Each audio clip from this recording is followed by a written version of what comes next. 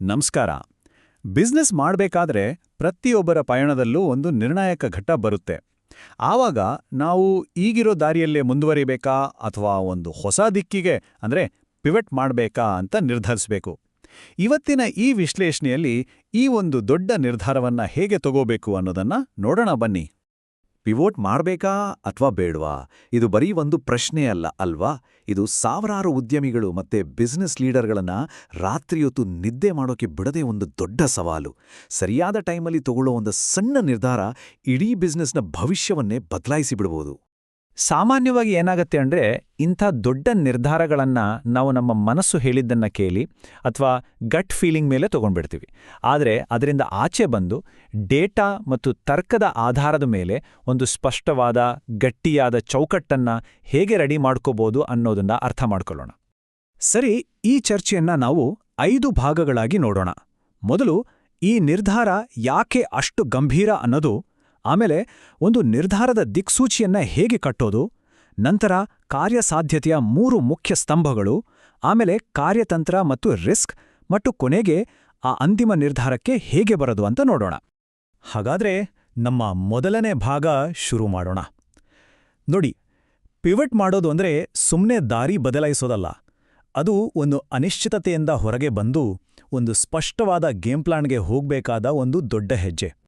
ಇಂಥ ಕನ್ಫ್ಯೂಷನ್ ಟೈಮಲ್ಲಿ ನಮಗೆ ಒಂದು ನಿರ್ಧಾರದ ದಿಕ್ಸೂಚಿ ಬೇಕೇ ಬೇಕು. ಅಂದ್ರೆ ನಮ್ಮ ನಿರ್ಧಾರವನ್ನ ಯಾವ್ಯಾವ ಮುಖ್ಯ ಅಂಶಗಳ ಆಧಾರದ ಮೇಲೆ ನಾವು ಅಳತೆ ಮಾಡಬೇಕು ಅನ್ನೋದನ್ನ ಮೊದಲು ನಾವು ತಿಳ್ಕೋಬೇಕು. ನೋಡಿ, ಈ ಚೌಕಟ್ಟಿದೆಯಲ್ಲ, ಇದು ನಮ್ಮ ದಿಕ್ಸೂಚಿ ಇದ್ಹಾಗೆ. ಇಲ್ಲಿ ಗಮನಿಸಿ, ಗ್ರಾಹಕರ ಬೇಡಿಕೆ, ಲಾಭದಾಯಕತೆ ಮತ್ತೆ ಸ್ಕೇಲೆಬಿಲಿಟಿ, ಈ 3ಕ್ಕೆ ಹೆಚ್ಚು ಪ್ರಾಮುಖ್ಯತೆ ಇದೆ.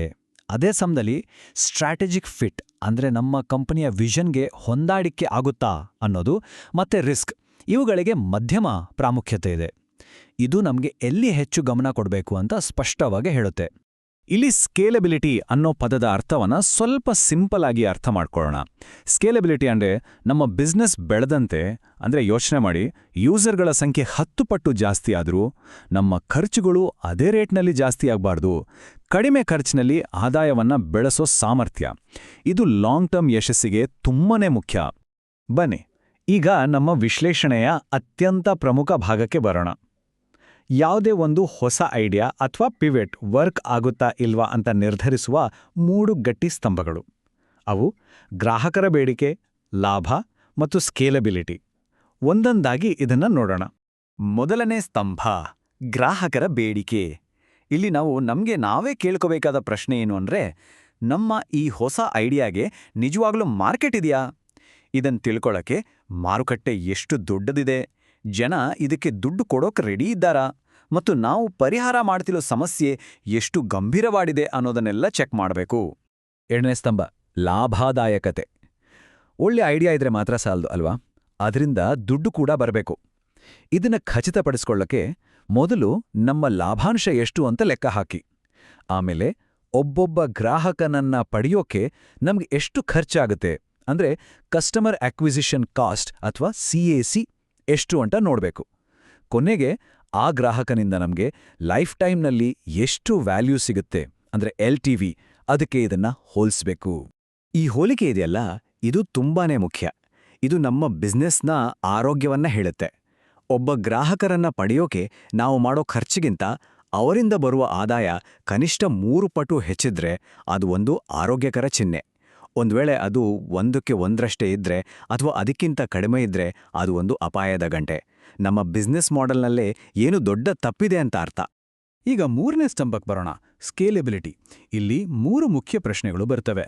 ಮೊದಲನೇದು, ನಿಮ್ಮ ಟೆಕ್ನಾಲಜಿ ರೆಡಿ ಇದೆಯಾ? ಸಡನ್ ಆಗಿ ನಮ್ಮ ಯೂಸರ್ಗಳು 10 ಪಟ್ಟು ಜಾಸ್ತಿ ಆದ್ರೆ ನಮ್ಮ ಸಿಸ್ಟಮ್ ಕ್ರ್ಯಾಶ್ ಆದ್ರೆ ಅದನ್ನ ನಿಭಾಯಿಸೋಕೆ ಆಗುತ್ತಾ? ಸರಿ, ಟೆಕ್ನಾಲಜಿ ಓಕೆ ಅಂದ್ಕೊಳ್ಳಿ. ಮುಂದಿನ ಪ್ರಶ್ನೆ ನಮ್ಮ ಆಪರೇಷನ್ಸ್ ಬಗ್ಗೆ. ಬಿಸ್ನೆಸ್ ಬೆಳೆದಂತೆ ನಮ್ಮ ಸಪ್ಲೈ ಚೈನ್, ಡೆಲಿವರಿ ಸಿಸ್ಟಮ್ ಇವೆಲ್ಲ ಖರ್ಚನ್ನ ಜಾಸ್ತಿ ಮಾಡದೆ ಅದನ್ನ ಮ್ಯಾನೇಜ್ ಮಾಡೋಕ್ಕೆ ಸಾಧ್ಯನಾ?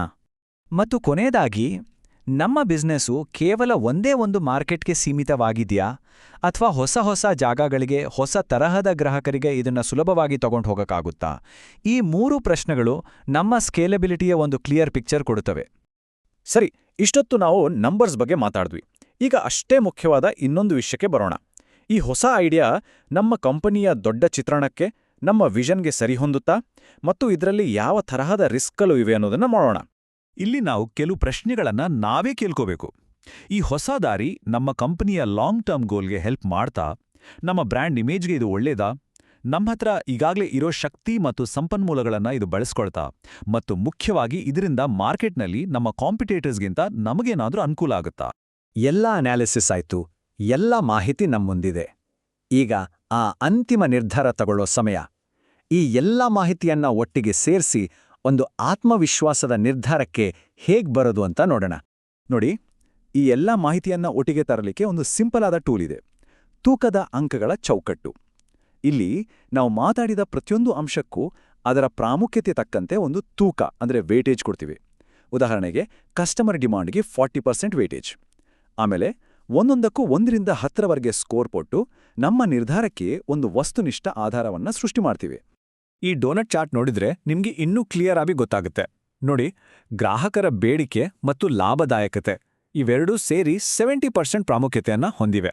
ಅಂದ್ರೆ ಬಿಸ್ನೆಸ್ನಲ್ಲಿ ಎಲ್ಲ ಅಂಶಗಳು ಸಮಾನ ಅಲ್ಲ, ನಮ್ಮ ಗಮನ ಎಲ್ಲಿ ಜಾಸ್ತಿ ಇರಬೇಕು ಅಂತ ಇದು ಸ್ಪಷ್ಟವಾಗಿ ಹೇಳುತ್ತೆ.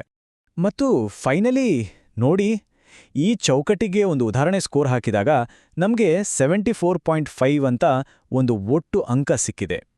ಈ ಇಡೀ ಪ್ರಕ್ರಿಯೆ ಇದೆಯಲ್ಲ, ಇದು ನಮ್ಮ ಎಲ್ಲ ಗೊಂದಲಗಳನ್ನ ದೂರ ಮಾಡಿ ನಮ್ಮನ್ನು ಒಂದು ಸ್ಪಷ್ಟವಾದ ಸಂಖ್ಯೆಗೆ ತಂದು ನಿಲ್ಲಿಸುತ್ತೆ. ಇನ್ನು ಬರೀ ಗಟ್ ಫೀಲಿಂಗ್ ಅಲ್ಲ, ನಮ್ಮ ಮುಂದೆ ಗಟ್ಟಿಯಾದ ಡೇಟಾ ಇದೆ. ಈ ಫೈನಲ್ ಸ್ಕೋರ್ ನಮ್ಗೇನ್ ಹೇಳುತ್ತೆ? ಸಿಂಪಲ್. ಮುಂದೆ 4 ದಾರಿಗಳಿವೆ. ಒಂದು, ಹೊಸ ದಿಕ್ಕಿಗೆ ಧೈರ್ಯವಾಗಿ ಪಿವೆಟ್ ಮಾಡಿ, ಅಥವಾ ಈಗಿರೋ ಮಾಡೆಲನ್ನೇ ಸ್ವಲ್ಪ ಸುಧಾರಿಸಿ. ಇಲ್ಲಾಂದ್ರೆ ಈಗಿರೋ ಹಾಗೆ ಮುಂದುವರಿಯಿರಿ, ಅಥವಾ ಈ ಹೊಸ ಐಡಿಯಾವನ್ನ ಸಂಪೂರ್ಣವಾಗಿ ಕೈಬಿಡಿ. ಕ್ಲಿಯರ್?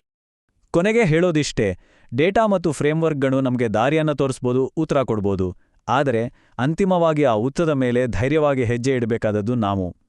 ವಿಶ್ಲೇಷಣೆ ಮುಗಿದ್ಮೇಲೆ ನಿಜವಾದ ಪರೀಕ್ಷೆ ಶುರುವಾಗೋದು ಇಲ್ಲಿಂದಾನೆ.